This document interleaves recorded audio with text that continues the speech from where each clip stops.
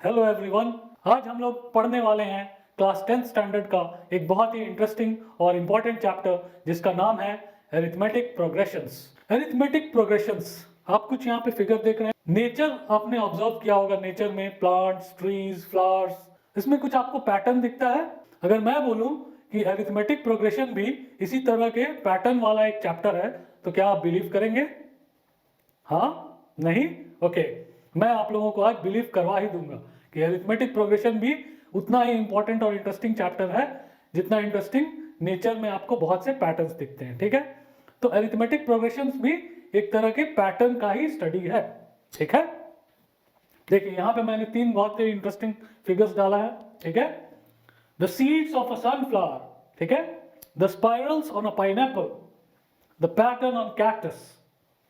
अब आप बोलेंगे सर ये अरिथमेटिक प्रोग्रेशन से कैसे रिलेटेड है, तो मैं आप लोगों को आज रिलेट करके दिखाऊंगा।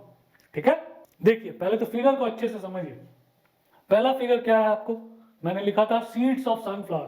ठीक है, ये क्या आपको डिसऑर्गेनाइज्ड वे में दिख रहा है या ऑर्गेनाइज्ड वे में दिख रहा है? आप बोलेंगे सर ये बहुत ही अच्छा, सुंदर और सुसज्जित दिख रहा है, एक पैटर्न में दिख रहा है।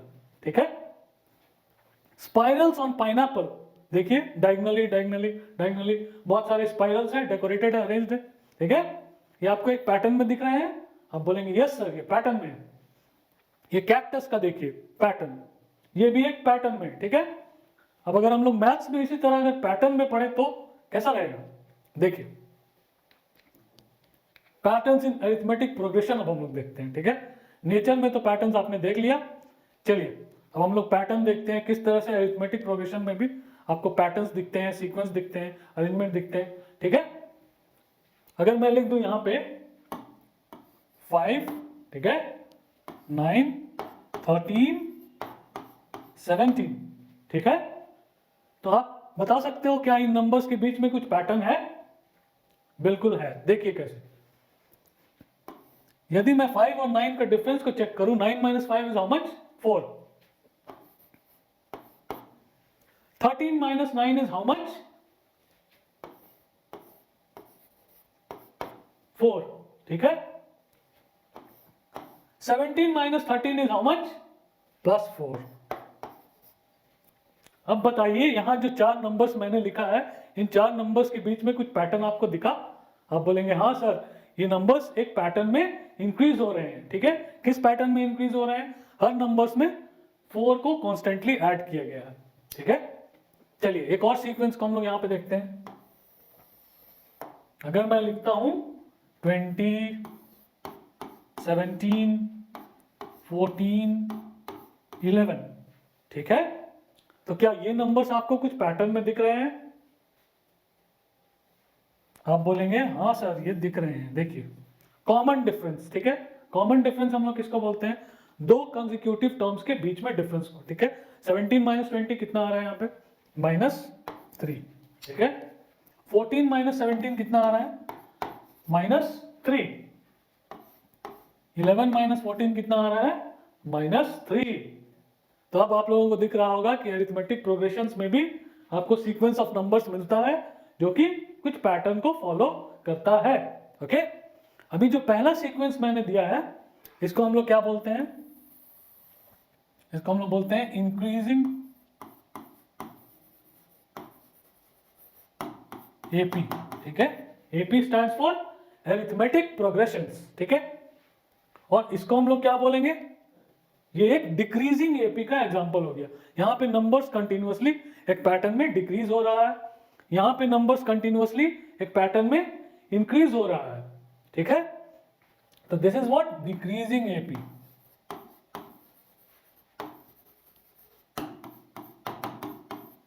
कॉमन डिफरेंस, ठीक है, हर टर्म्स के बीच में जो डिफरेंस है वो क्या है? कॉमन है। यहां भी कॉमन है, यहां भी कॉमन है। ठीक है, यहां पे क्या है? Common differences positive. ठीक है, देखिए तीनों जगह आपको +4 दिख रहा है। यहां हम लोग क्या देख रहे हैं? Common differences negative.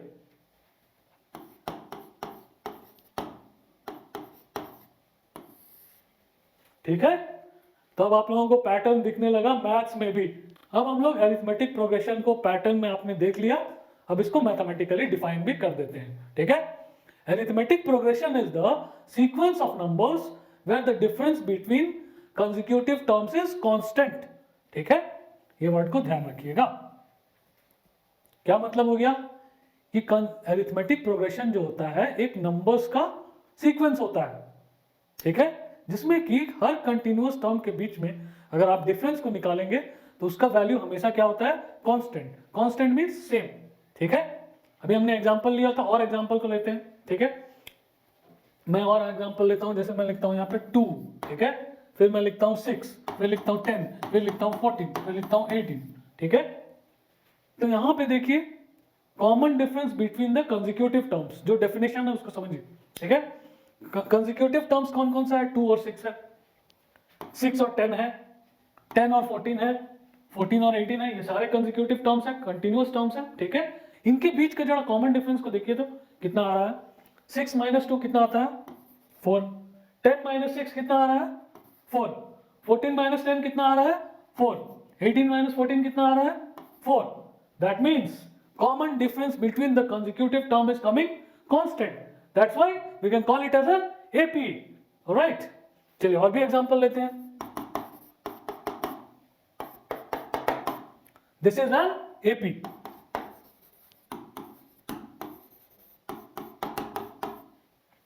अब मैं आपके सामने एक सीक्वेंस लिखता हूं, ठीक है, 3, 6, 10, 15, 21, ठीक है। ये भी आपको सीक्वेंस ऑफ नंबर्स दिख रहा है, बट क्या ये एपी में है? चलिए चेक करते हैं। क्या करना है हमें, difference between the consecutive terms को सिंपली निकालना है।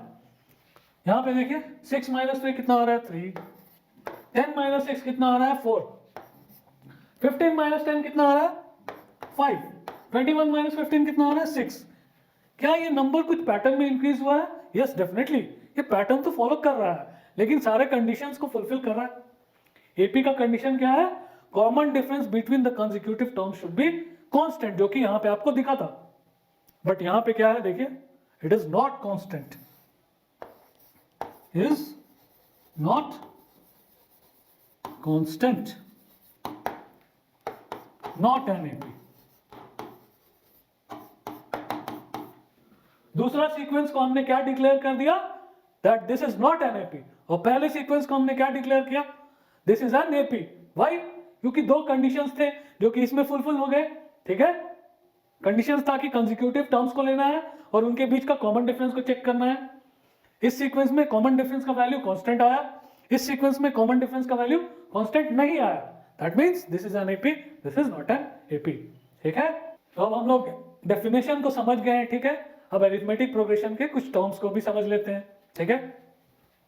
एग्जांपल हमारा था 2, 6, 10, 14, 18, ये एक एपी था जो कि हम लोग प्रीवियस स्लाइड में समझ चुके हैं, एस्टैब्लिश कर चुके हैं, ठीक है। अब ये जो मैंने लिखा है, ये छोटे छोटे terms, small A, small D, small N, A N, ये सारे टर्म्स का क्या मीनिंग होता है एपी में, ठीक है।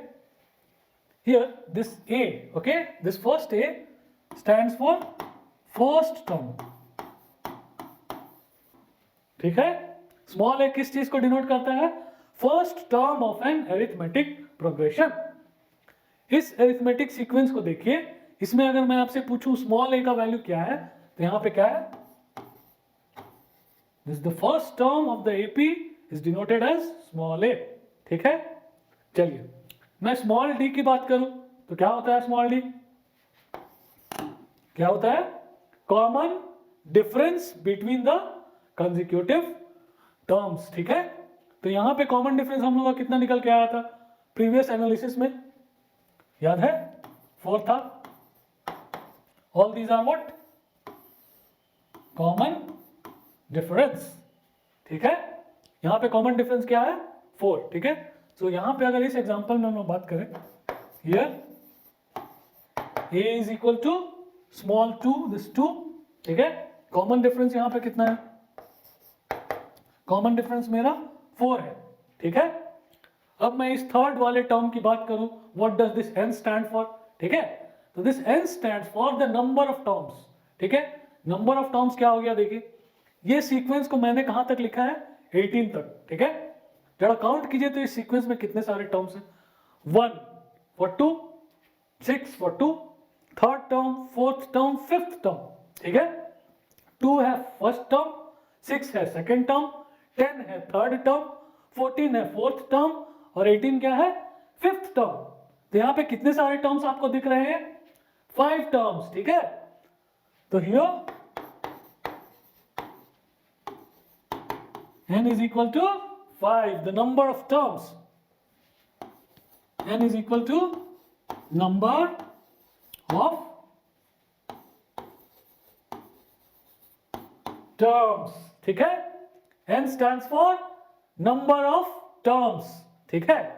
चलिए और भी कुछ रह गया क्या, यस सर, क्या रह गया, an, ठीक है। चलिए an को समझ लेते हैं क्या है, ठीक है। an stands for nth term. an stands for what, nth term, ठीक है। हमारा सीक्वेंस क्या था, 2, 6, 10, 14, 18, ठीक है।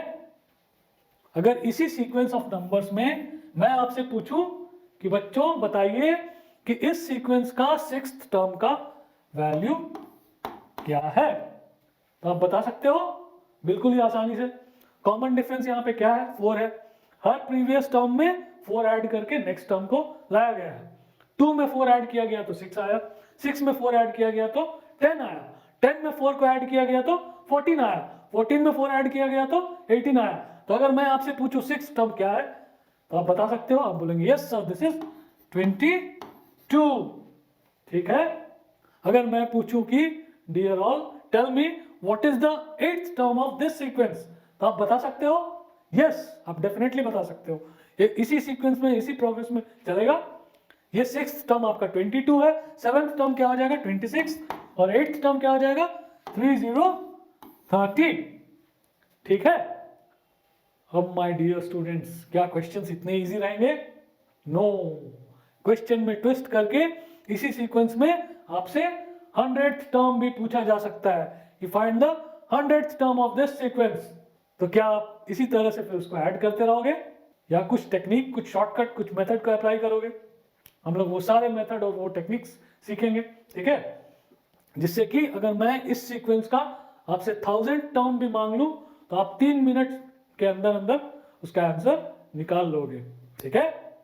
तो हमारा an को पहले समझ लीजिए, an stands for nth term. अगर मैं बोलूंगा यहाँ पे फाइंड द 30th टर्म, तो that will be A30, it is nothing but 30th term. जब मैं लिखता हूं an, तो what does this stand for, value of,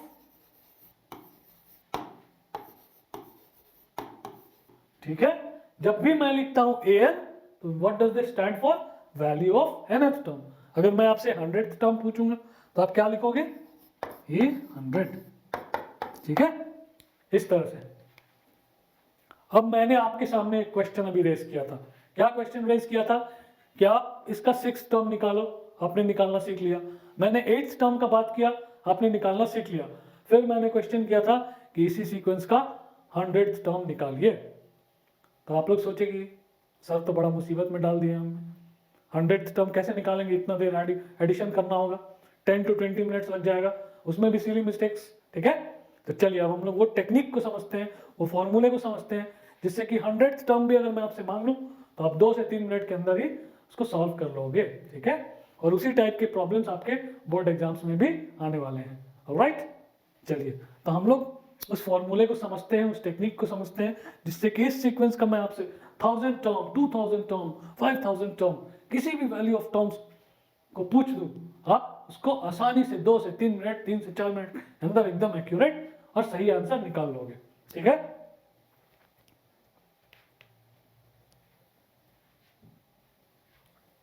तो आपने सारे टर्मिनोलॉजीज को भी समझ चुका है। ये वाज व्हाट, फर्स्ट टर्म।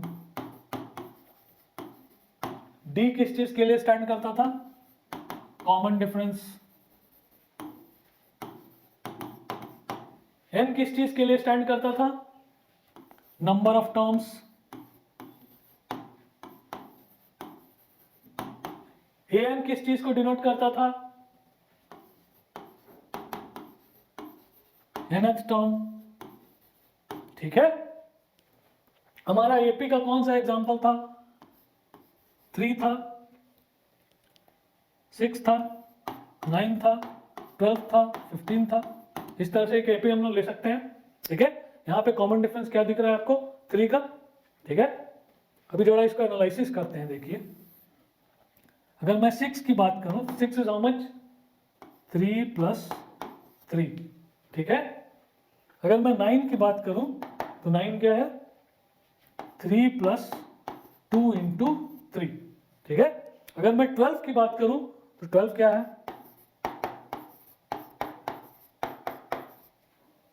देखिए आ रहा है, 3 plus 3 is nothing but 6, 3 plus 6 is nothing but 9 and 3 plus 9 is nothing but 12। तो देखिए हमने पैटर्न से स्टार्ट किया था और पैटर्न्स आपको बार बार अरिथमेटिक प्रोग्रेशन में देखने को मिल रहा है, ठीक है। तो इसी पैटर्न की हेल्प से हम लोग इस फॉर्मूले को भी अभी आसानी से डराइव कर लेंगे, ठीक है। चलिए, तो इस फॉर्मूले को डराइव करने के लिए छोटा सा हम लोग एक एनालिसिस करते हैं।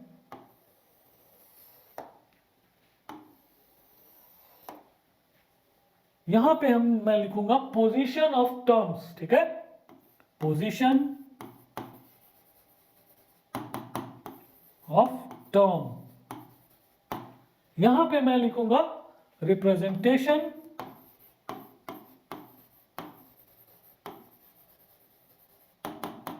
Of term,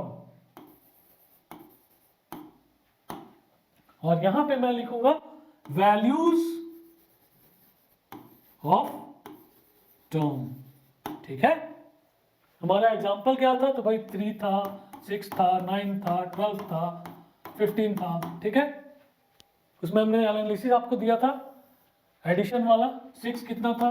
3 plus 3। 9 कितना था? 3 प्लस 2 इंटू 3, ठीक है। 12 कितना था? 3 प्लस 3 इंटू 3, ठीक है। उसी तरह का एनालिसिस हम लोग करेंगे और उसी हेल्प से इस फॉर्मूले को डिराइव करेंगे, ठीक है। देखिए, पोजीशन ऑफ टर्म मैंने बताया था, फर्स्ट टर्म होता है, यहाँ पे फर्स्ट टर्म क्या है? 3। सेकेंड टर्म होता है, यहाँ पे सेकेंड टर्म क्या है? 6। थर्ड टर्म होता है। अगर मैं इसी तरह से बढ़ते जाऊं तो यहाँ पे मैं क्या नेमिंग कर सकता हूँ? nth टर्म, ठीक है। अगर मुझे नहीं पता है कि वो सीक्वेंस कहाँ पे एंड होगा या कहाँ पे एंड होने वाला है, तो मैं उसको किससे डिनोट करता हूँ? nth टर्म, ठीक है। रिप्रेजेंटेशन ऑफ टर्म, तो नेमिंग कैसे करते हैं? फर्स्ट टर्म को हम लोग नेमिंग करते हैं a1, इसको नेमिंग करते हैं a2, इसको नेमिंग करते हैं a3, इस तरह से, ठीक है। तो यहाँ पे मैं लिखूंगा फर्स्ट टर्म का बात करूंगा तो a1, ठीक है। सेकेंड टर्म की बात करूं तो a2, थर्ड टर्म की बात करूं तो a3, और अगर मैं nth टर्म की बात करूं तो क्या होगा? an, ठीक है। क्लियर? चलिए, अब वैल्यूज ऑफ टर्म, ठीक है। वैल्यूज ऑफ टर्म नेमिंग कैसे होता है? फर्स्ट टर्म का क्या नेमिंग पड़ता है? a, ठीक है। तो मैं यहां पे लिख सकता हूं a, और इस a को हम लोग अगर स्मॉल d, जो कॉमन डिफरेंस होता था हमारा, स्मॉल d हम लोग लिखते थे ना कॉमन डिफरेंस को, अगर उसका हेल्प से लिखना चाहें तो कैसे लिखेंगे? Can we write it a plus 1 minus 1 into d, लिख सकते हैं ऐसा। 1 माइनस 1 कितना होगा? 0। 0 into D is how much? 0।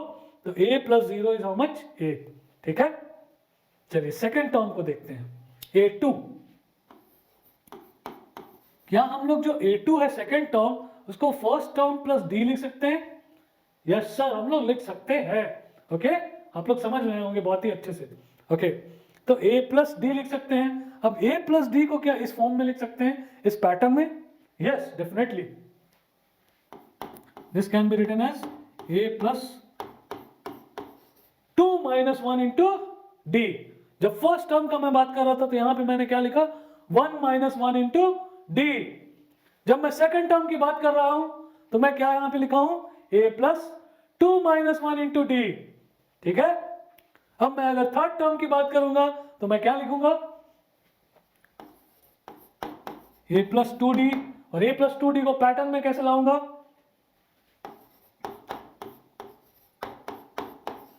A plus three minus one into D. Alright, देखिए कितना सुंदर पैटर्न में आपका बढ़ रहा है। स्टार्टिंग हुआ था आपका चैप्टर उतने सारे इंटरेस्टिंग नेचुरल पैटर्न से, और आपका प्रोग्रेस कैसे हो रहा है अरिथमेटिक प्रोग्रेशन का उन्हीं पैटर्न्स से। ठीक है, तो कितना इंटरेस्टिंग चैप्टर है। बस एक चीज की कमी है कि आप लोगों को पहले ललित सर नहीं मिले थे, बट अब से ललित सर हमेशा आप लोगों के लिए अवेलेबल रहेंगे। ऑलराइट, चलिए, तो मैं यहाँ पे फिर nth टर्म की बात करूं इसी पैटर्न में तो क्या होगा। जब मैं सेकंड टर्म की बात करता हूं तो मैं क्या लिखता हूं? a plus two minus one into d. जब मैं थर्ड टर्म की बात करता हूं तो मैं क्या लिखता हूं? a plus three minus one into D. तो जब मैं nth टर्म की बात करूंगा तो मैं कैसे लिखूंगा?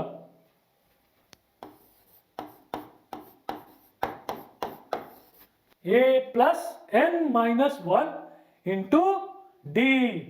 ठीक है, देखिए सारा चीज आपके सामने है।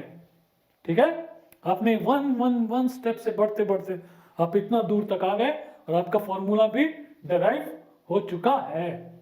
इस छोटे से अंडरस्टैंडिंग से, इस सिंपल से एनालिसिस से आपका फॉर्मूला यहाँ पे डिराइव हो चुका है।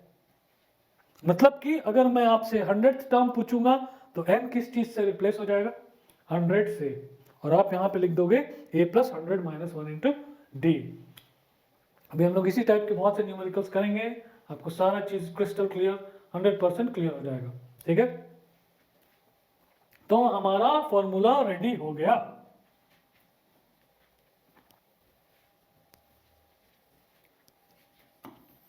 an is nothing but a plus n minus one into d. ठीक है, अब हम लोग जाते हैं अपना वो पुराना एग्जाम्पल जिसका 100th टर्म मैंने क्वेश्चन में रेज किया था। वो एपी आप लोगों को याद है, हमने जिससे बिगिन किया था। देखिए, recall it, it was it 2 6 10 14 18, यही वाला पैटर्न था, यही वाला एपी था। मैंने आपसे 5th term 6th term 7th term मांगा था, आप लोग बहुत ही आसानी से निकाल लिए थे। फिर मैंने आप लोगों से इसी एपी में 100th टर्म पूछा था, जिसको देख के आप भी डर गए थे, मैं भी डर गया था, बट अब हमने फॉर्मूला डराइव कर रखा है। अब हमें डरने की जरूरत है? नो सर, अब हमें नहीं डरने की जरूरत है। ऑलराइट, यस डियर स्टूडेंट्स, चलिए, तो मैं अगर यहाँ पे 100th टर्म की बात करूं तो सबसे पहले हम ये सारे गिवन पैरामीटर्स को नोट डाउन कर लेंगे। तो बताइए यहाँ पे फर्स्ट टर्म ए कितना है? ए यहाँ पे कितना है? 2। डी कितना है? आप बोलेंगे सर कॉमन डिफरेंस, वो कितना है? 4। ठीक है, एन क्या है भाई? तो एन आपसे क्वेश्चन क्या किया गया है? 100th टर्म, मतलब कि एन आपका यहाँ पे कितना है? 100। और आपसे मांगा क्या गया है? The value of 100th term, the value of 100th term. ठीक है, तो कैसे लिखेंगे? ए 100, जब मैं ए एन लिखता हूं तो nth टर्म का बात हो जाता है। जब मैं 100th टर्म का बात करूंगा तो क्या लिखूंगा? ए 100। ठीक है, a n is equal to a, that means a 100 is equal to a, that is 2 plus n minus 1। यहां पे n कितना है? 100 है, तो यहां पे क्या होगा? 100 minus 1 into small d। Small d कितना है यहाँ पे? 4। अब बताइए इस 100th टर्म को निकालने में आपको कितना मिनट, कितना घंटे लगेंगे? आप बोलोगे सर मैं केयरफुली करूंगा तो विद इन 1 मिनट इसका आंसर आ जाएगा। आएगा कि नहीं? देखिए, this will be simply 2, this will be simply 99 into 4। अब बताइए क्या होगा? 2 प्लस 99 इंटू 4, 360, 94 360 एंड 36, 396, ठीक है। और 396 में 2 ऐड करोगे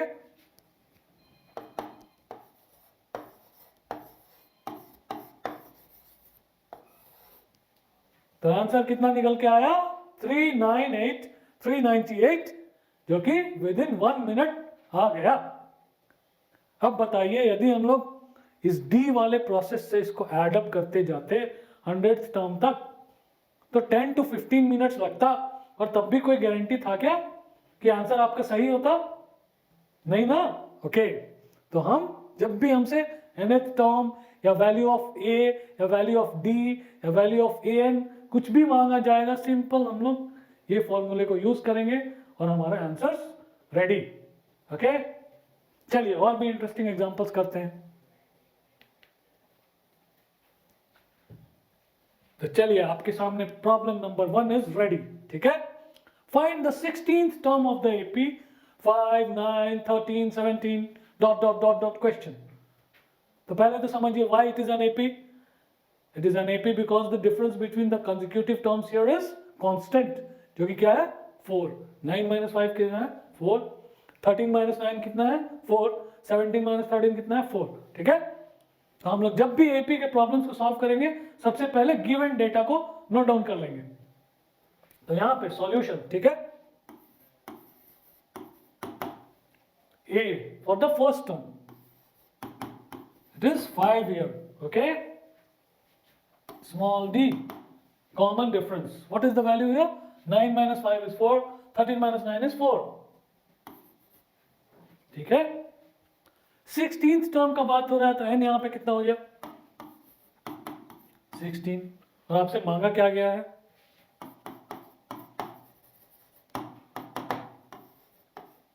sixteenth term, that means A16, okay.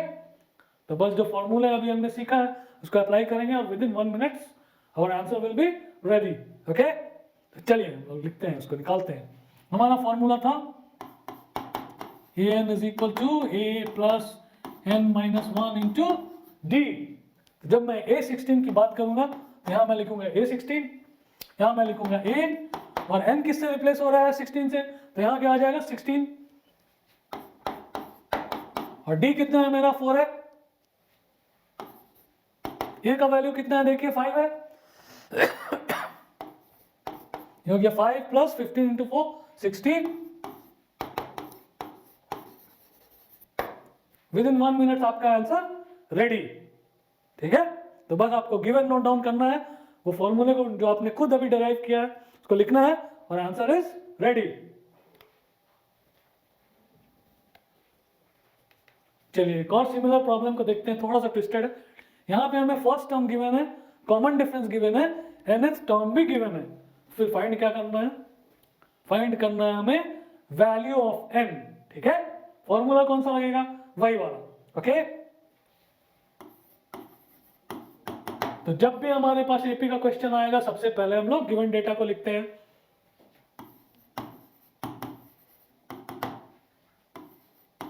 A is 10 here, D is 5 here, and AN is 95 here. हमसे मांगा क्या गया है, find the value of n। तो what is the question? n is in question here, ठीक है। हम लोग बस क्या करना है वो फॉर्मूले को नोट डाउन कर लेना है। an is a plus n minus 1 into d, ठीक है। जो वैल्यूज गिवन है उसको इस फॉर्मूले में इंसर्ट करना है, और जो वैल्यूज अननोन है that would remain as it is, okay। an it is given already 95 here, a is given 10,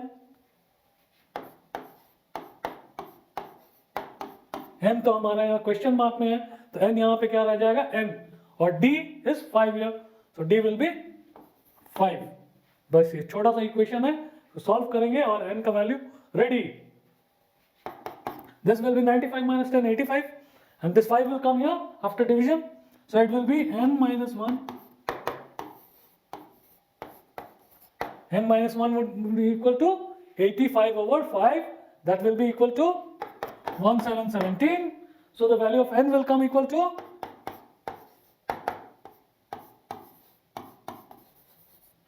ठीक है। तो एक एक मिनट में सारा प्रॉब्लम्स बनता जा रहा है, देख लीजिए। कंसेप्ट क्लियर रहेगा तो 1 से 2 मिनट में प्रॉब्लम सॉल्व हो जाएगा। ओके, चलिए अब हम लोग अपने सीबीएसई बोर्ड में आते हैं। ठीक है, देखते हैं बोर्ड में कैसे क्वेश्चंस आते हैं। अरे वाह, देखिए लास्ट ईयर का सीबीएसई बोर्ड का 1 मार्क्स का क्वेश्चन जो कि अरिथमेटिक प्रोग्रेशन का है। ठीक है,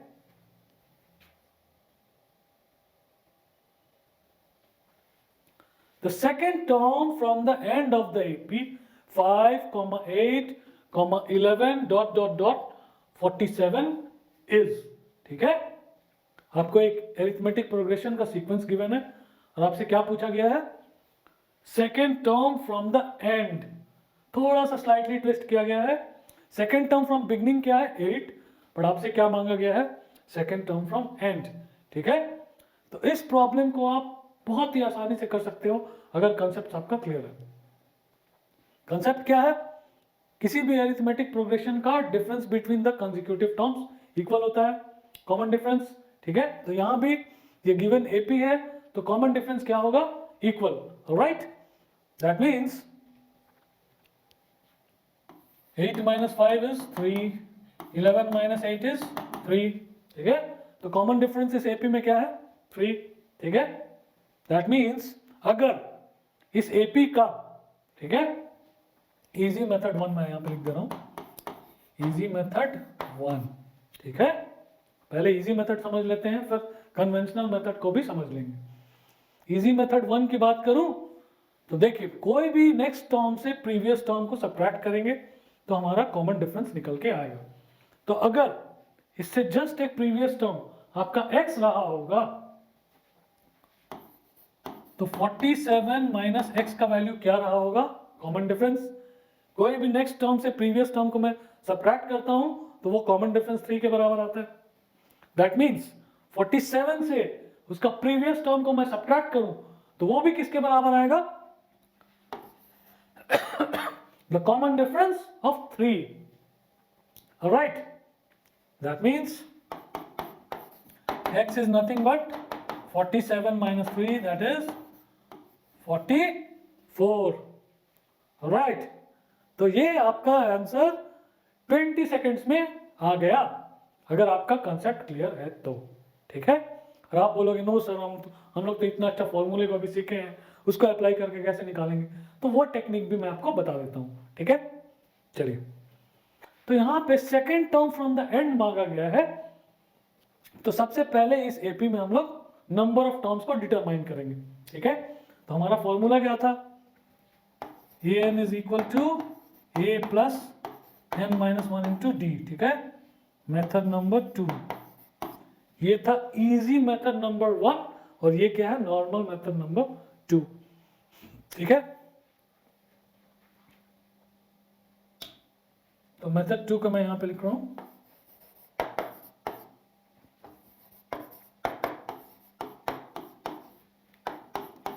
तो सबसे पहले second term from the end निकालने के लिए हम लोग वैल्यू ऑफ n को निकाल लेंगे।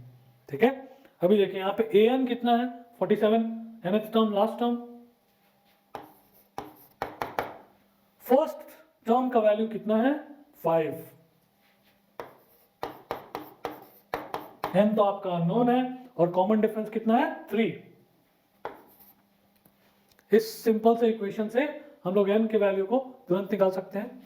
This will be nothing but 42/3 is equal to n minus 1। okay, this implies n is 14 plus 1, that is 15। ठीक है, that means इस सीक्वेंस में टोटल नंबर ऑफ टर्म्स कितने हैं 1 5 15। ठीक है, और मैं अगर second term from the end पूछूं तो बिगनिंग से वो कौन सा टर्म होगा, 14th टर्म। गुड, तो 14th टर्म दैट मीन्स हमको निकालना है। तो अब हम लोग क्या करेंगे, a14 को निकाल लेंगे। a14 को कैसे निकालेंगे, a प्लस 14 माइनस 1 इंटू 3 जो कि मेरा कॉमन डिफरेंस है। a का वैल्यू कितना है मेरा 5, तो 5 plus 13 into 3 that is again equal to 44। ठीक है, तो ये मेथड से भी आप लोग कर सकते हो और अगर कंसेप्ट लगाते हो तो उस मेथड प्रीवियस मेथड से भी कर सकते हो। तो अब बिलीव हुआ आप लोगों को कि पैटर्न्स केवल नेचर में ही नहीं होते हैं, हमारे इंटरेस्टिंग सब्जेक्ट मैथ्स में भी होते हैं, और खास तौर से ये इंटरेस्टिंग चैप्टर जिसका नाम है अरिथमेटिक प्रोग्रेशंस। होप आप लोगों को बहुत अच्छा लगा होगा आज का सेशन। मैं आगे और भी आऊँगा और नेक्स्ट सेशंस में सीबीएसई बोर्ड के हायर मार्क्स के क्वेश्चंस को भी डिस्कस करूँगा और इसके और भी इंटरेस्टिंग पैटर्न्स को समझेंगे हम लोग। Okay, bye everyone, see you again.